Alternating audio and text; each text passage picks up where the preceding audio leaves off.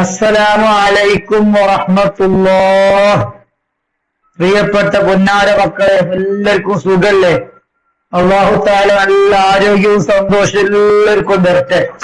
നമ്മളെ തജ്വീദുൽ ഖുർആൻ 6ാം ക്ലാസ്സിലെ 4ാമത്തെ പാഠം ഇഖ്റഅ ബിസ്മി റബ്ബിക്, നല്ലൊരു പാഠാണ്.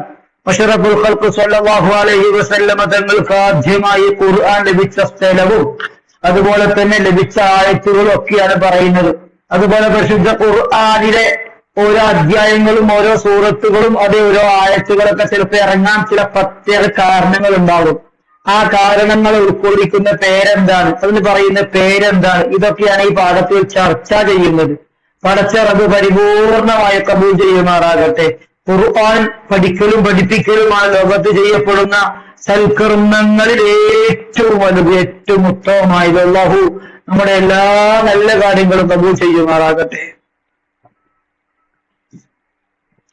അൽ വഹ്ദത്തു റാബിയ ഇഖ്റഅ ബിസ്മി റബ്ബിക്.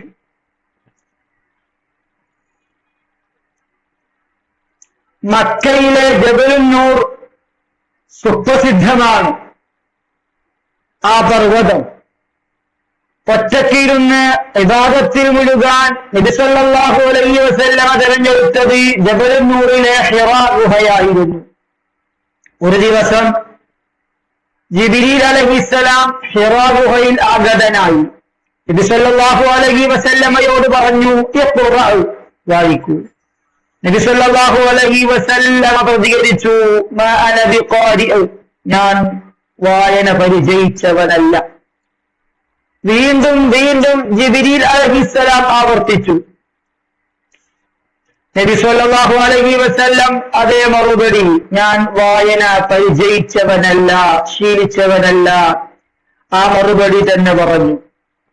പിന്നീട് ജിബ്രീൽ അലൈഹിസ്സലാം ഓതിക്കൊടുത്തു, ഇഖ്റഅ ബിസ്മി റബ്ബിക്കല്ലദീ ഖലഖ്, ഖലഖൽ ഇൻസാന മിൻ അലഖ്, اقرأ وربك الأكرم الذي علم بالقلم علم الإنسان ما لم يعلم.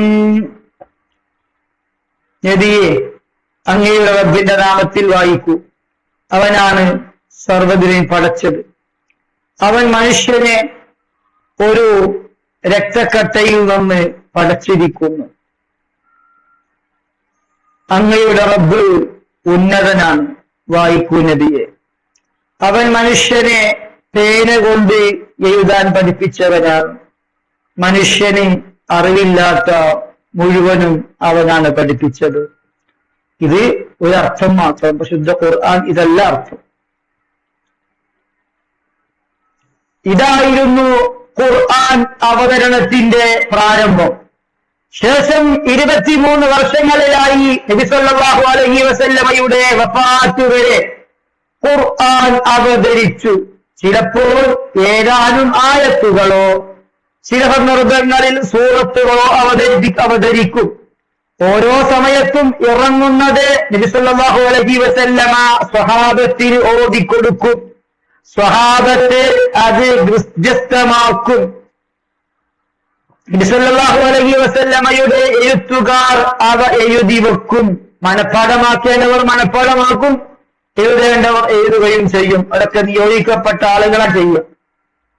സ്വഹാബത്തിന്റെ ചോദ്യങ്ങൾക്ക് ഉത്തരമായോ, സ്വഹാബത്തിന്റെ ചോദ്യങ്ങൾക്ക് ഉത്തരമായോ, പ്രശ്നങ്ങൾക്ക് പരിഹാരമായോ, സാന്ദർഭികമായ ഇടപെടലുകളായോ മറ്റോ ആണ് ഖുർആൻ അവതരിക്കുക.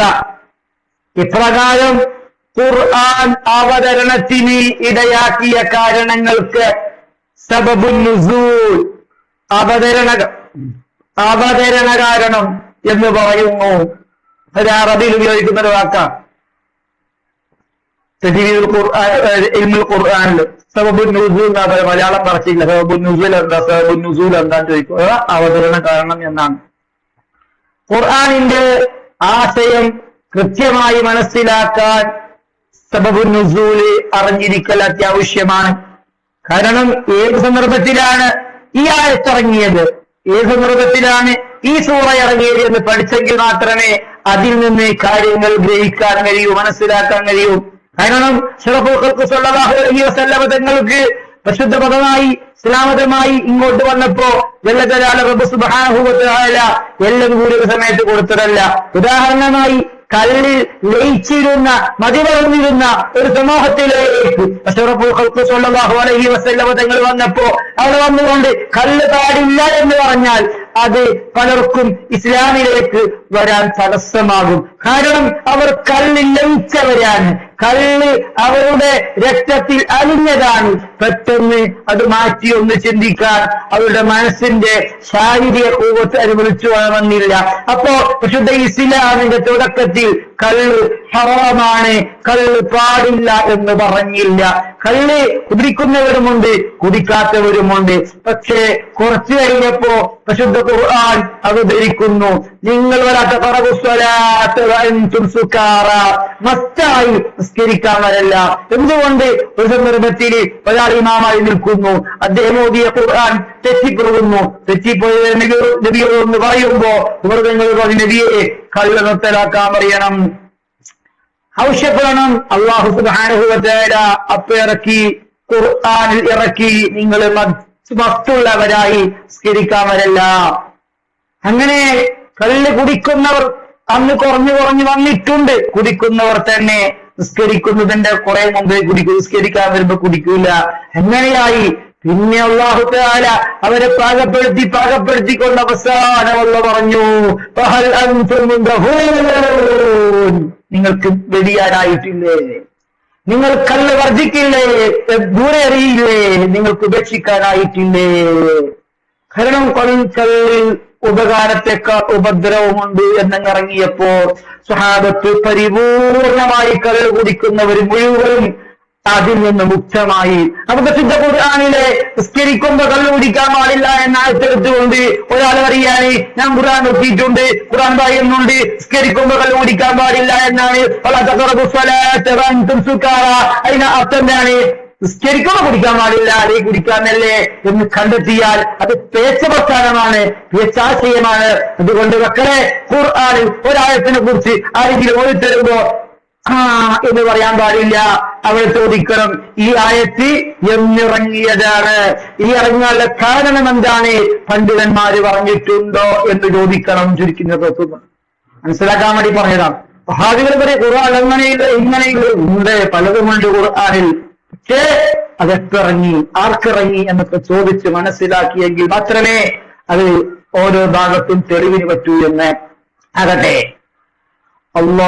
അല്ലമീൻ എന്ന സ്ഥാനത്തേര് നമ്മൾ ഒരു സബബുൻ നുസൂലിന് ഉദാഹരണം പറയാണ്. അല്ലമീൻ എന്ന സ്ഥാനത്തേര് അലങ്കരിച്ച് 40 വർഷം മക്കക്കാർക്കിടയിൽ നബി സല്ലല്ലാഹു അലൈഹി വസല്ലമ ജീവിച്ചു. നബുവത്ത് ലബ്ധിക്ക് ശേഷം തൗഹീദിന്റെ സന്ദേശം വിളംബരം ചെയ്യാൻ ഒരു ദിവസം നബി സല്ലല്ലാഹു അലൈഹി വസല്ലമ സ്വഫാ കുന്നിന് മുകളിൽ കയറി മക്കയിലെ ഓരോ തറവാട്ടുകാരെയും പേരെടുത്ത് വിളിച്ചു. എല്ലാവരും അതിൽ ഓടിക്കൂടി. നബി സല്ലല്ലാഹു അലൈഹി വസല്ലമ ചോദിച്ചു, ഈ കുന്നിന്റെ പിറകുവശത്ത് കൂടി നിങ്ങൾ ആക്രമിക്കാൻ ഒരു കുതിരപ്പട വരുന്നുണ്ടെന്ന് ഞാൻ പറഞ്ഞാൽ നിങ്ങൾ വിശ്വസിക്കുമോ? അവർ പറഞ്ഞു, തീർച്ചയായും വിശ്വസിക്കും, തീർച്ചയായും. അവരൊന്നിച്ചു പറഞ്ഞു. എന്നാൽ ഒന്നോർക്കുക, ആരാധനക്കാരൻ അല്ലാഹു തആല മാത്രമാണ്, ഞാൻ അല്ലാഹുവിന്റെ റസൂലുമാണ്. ഇത് കേട്ട മാത്രയിൽ അബൂ ലഹബ് വിളിച്ചു പറഞ്ഞു, തബ്ബല്ലക യാ മുഹമ്മദ് അൽഹാദാ ജമഅതനാ. അതിന്റെ അർത്ഥം വളരെ മോശമാണ്. മുഹമ്മദേ, സർവനാശവും നിനക്കാണ്. ഇത് പറയാനാണോ നീ ഞങ്ങൾ ഒരുമിച്ച് കൂട്ടിയത്? റസൂലുള്ളാഹിക്ക് സർവനാശം പോയിട്ട് ഒരു നാശത്തിന്റെ കണികയില്ലല്ലോ, പരിശുദ്ധനാണ് അഷ്റഫുൽ ഖൽഖ്. അങ്ങനെ ഹംകമിട് പറഞ്ഞു, അൽഹാദാ ജമഅതനാ. നബിയോടുള്ള അബൂ ലഹബ് സല്ലല്ലാഹു അലൈഹി വസല്ലമയോടുള്ള അബൂ ലഹബിന്റെ ഈ പ്രതികരണമാണ് സൂറത്തുൽ മസദിന്റെ സബബുൻ നുസൂലി.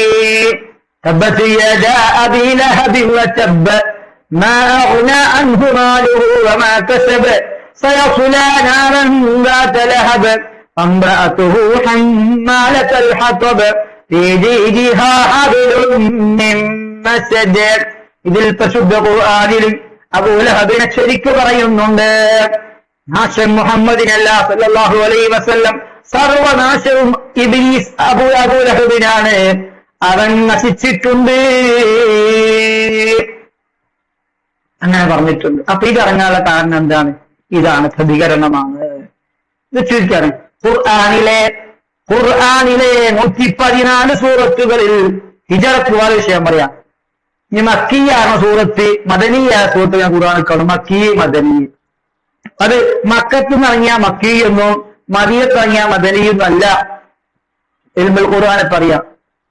നബി തങ്ങളുടെ സല്ലല്ലാഹു അലൈഹി വസല്ലം ജീവിതത്തിന്റെ ഒരു പ്രഗൽഭ സന്ദർഭമാണ് ഹിജറ. ഹിജറക്ക് മുമ്പ് ഇറങ്ങിയതിനെ പറ്റി മക്കി എന്നും ഹിജറക്ക് ശേഷം ഇറങ്ങിയതിനെ പറ്റി മദനി എന്നും പറയുന്നു. അല്ല, മക്കത്തിൽ നിന്ന് ഇറങ്ങിയ മദനി മക്കി എന്നും മദീനത്ത് ഇറങ്ങിയ മദനിയും എന്നല്ല വായിക്കാം. ഖുർആനിലെ 114 സൂറത്തുകളിൽ ഹിജറക്ക് മുമ്പ് അവതരിച്ചവ മക്കി എന്നും ഹിജറക്ക് ശേഷം അവതരിച്ചവ മദനി എന്നും അറിയപ്പെടുന്നു. പ്രഥമമായി അവതരിച്ചത് സൂറത്തുൽ അലഖ് ആദ്യത്തെ 5 ആയത്തുകളും അവസാനമായി ഇറങ്ങിയത് സൂറത്തുൽ ബഖറയിലെ 251 ആയത്തുമാണ്. ഖുർആൻ പ്രഥമ ഖുർആൻ ആദ്യം ഇറങ്ങിയ നമ്മൾ പറഞ്ഞ സൂറത്തുൽ അലഖിൽ ആദ്യത്തെ 5 ആയത്ത്, അവസാനം പരിശുദ്ധ ഖുർആൻ ഇറങ്ങിയത് വത്തഖൂ യൗമൻ തുർജഊന ഫീഹി ഇലല്ലാഹ്, വത്തഖൂ യൗമൻ തുർജഊന ഫീഹി ഇലല്ലാഹ്. ഒരു ദിവസം നിങ്ങൾ സൂക്ഷിക്കണേ, ആ ദിവസം നിങ്ങൾ അള്ളാഹുവിനെ കൊള്ളെ മടക്കപ്പെടും. സുമ്മ തുവഫാ കുല്ല നഫ്സിൻ മാ കസബത് വഹും ലാ യുദ്ലമൂൻ. ഒരാളെയും ആക്രമിക്കപ്പെടൂല, ഓരോരുത്തർക്കും അവൻ ചെയ്തതിന്റെ കൂലി പരിപൂർണമായി നൽകപ്പെടും. ആരെയും ആക്രമിക്കൂല. ചെയ്തിട്ടുണ്ടോ പ്രതിഫലമുണ്ട്, നന്മയാണോ ഉള്ള പ്രതിഫലം കിട്ടും, തിന്മയാണോ അതിന് ശിക്ഷ അനുഭവിക്കേണ്ടി വരും. ഇതാണ് ഖുർആനിൽ അവസാനം ഇറങ്ങിയത്. ഇതിന്റെ തെജിരീവാത്തിലേക്ക് ഒന്ന് പോയി നോക്കാം. നമുക്ക് വേണമെങ്കിൽ രണ്ടാക്കണെങ്കിലോ ഒന്ന് കുടിച്ചോട്ടോ, കുറച്ചുകൂടെ അങ്ങനെ കണ്ടോട്ടെ. അതെന്താ ഞാൻ മനസ്സിലാക്കി പറഞ്ഞത്, നമുക്ക് അഥവാ ഇത് 2 വീഡിയോ ആക്കാൻ തോന്നുകയാണെങ്കിൽ അപ്പോ എന്ത് ചെയ്തോട്ടെ, ഉപകാരപ്പെട്ടോട്ടെ. ഓക്കെ, അല്ലാഹ് തദ്രീബാത്ത് നമുക്ക് നോക്കാം. നഖ്താറു സ്വഹീഹ്. ജബൽ നൂർ സ്ഥിതി ചെയ്യുന്നത് എവിടെ? മക്കയിൽ, മദീനയിലല്ല, ത്വായിഫിലുള്ള മക്കയിലാണ്. ഖുർആൻ അവതരണം പൂർത്തിയാവേണ്ട വർഷം, പൂർത്തിയാവാനെടുത്ത വർഷം 23 വർഷം. ഖുർആൻ അവതരണം പൂർത്തിയാവാനെടുത്ത വർഷം. ഖുർആനിൽ ആദ്യമായി അവതരിച്ച 5 ആയത്ത് ഏത് സൂറത്തിലാണ്? സൂറത്തുൽ അലഖിൽ. ഇനി ചേരുമ്പോൾ ചേർക്കാനും ഇത് സൂറത്തിലാണ്, സൂറത്തുൽ അലയിൽ. സൂറത്തുൽ ബഖറയിൽ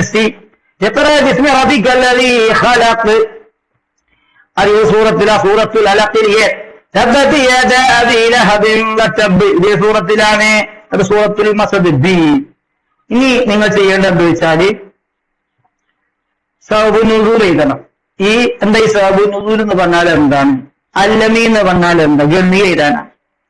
ഗണ്ണിക ഓരോന്ന് എഴുതണം. അതുപോലെ ഖുർആൻ ആരംഭം, ഈ ഇതൊക്കെ വിഷയത്തെ കുറിച്ചും കണ്ട് ഖുർആൻ അവതരണ ആരംഭം ഓരോ ഗണ്ണിക എന്ത് ചെയ്യാൻ തയ്യാറാക്കണം. പിന്നെ ഇതിൽ സൂറത്തുൽ മാഇദ 109 മുതൽ 120 വരെ ഓതാൻ പഠിക്കണം നോക്കിയിട്ട്. സൂറത്തുൽ അൻആം 1 മുതൽ 44 വരെയും തർത്തീലായിട്ട് ഓതുക. പിന്നെ സൂറത്തുൽ അലഖിൽ നിന്ന് അത് ഫുൾ മനപ്പാടാക്കുക. ബിസ്മി റബ്ബിക്കൽ ലദീ ഖലഖ് ഫുള്ള് പഠിക്കുക. പിന്നെ സൂറത്തുൽ മുൽക്കിൽ 10 മുതൽ 12 10 വരെ പഠിച്ചവർക്ക്, അല്ലാത്തവർക്ക് 1 മുതൽ 12 വരെ പഠിക്കുക. അല്ലാഹു ഖബൂൽ ചെയ്യട്ടെ. ഞാൻ ചെറിയ രൂപത്തിൽ പേജ് എഡിറ്റ് ചെയ്ത് നോക്കിക്കുവാണെങ്കിൽ സബബുൻ നുസൂൽ ചെറുതായിട്ട് ഇങ്ങനെ ഒന്ന് കോപ്പി അടിച്ചു നോക്കിയതാണ്. അതിങ്ങനെ നമ്മൾ ഓരോ അക്ഷരങ്ങൾ എടുത്തുങ്ങാണ്ട് ഓരോ എഴുതിങ്ങാണ്ട് ഇങ്ങനെ കോപ്പി പേസ്റ്റ് ചെയ്ത് ഇങ്ങനെ മൊബൈലിൽ തന്നെ ഉണ്ടാക്കിയതാണ്. സമയം കുറെ വ്യസ്തവും. ടൈപ്പ് ചെയ്തതല്ല, ടൈപ്പ് ചെയ്തതാണ് വേറെ രൂപത്തിൽ. അവർ നമ്മൾ സിസ്റ്റത്തിൽ ടൈപ്പ് ചെയ്തതല്ല.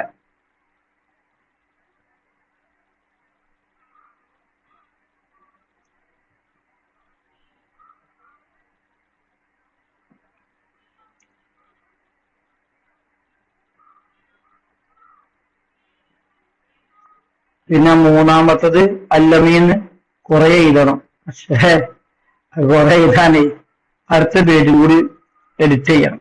അപ്പൊ ഞാൻ മനസ്സിലാക്കിയത് ആണെങ്കിൽ എന്റെ പുസ്തകത്തിലുണ്ടല്ലോ, അത് നോക്കി എഴുതിക്കോട്ടെ. അള്ളാഹു വരി സ്വീകരിക്കണേ അള്ളാ, നീ കബൂലാക്കണേ അള്ളാ. നിങ്ങളെ ഉമ്മ ഉപ്പ ഉസ്താദുമാർക്ക് ദീർഘായുസ്സും നൽകണേ അള്ളാ. മരണപ്പെട്ട ഉസ്താദുമാരുടെ മാതാപിതാക്കളുടെ ഖബർ നീ സ്വർഗാക്കണേ അള്ളാ. നിങ്ങൾ നീ കബൂലാക്കണേ അല്ലാഹു ബിറഹ്മതിക യാ അർഹമർ റഹീമീൻ.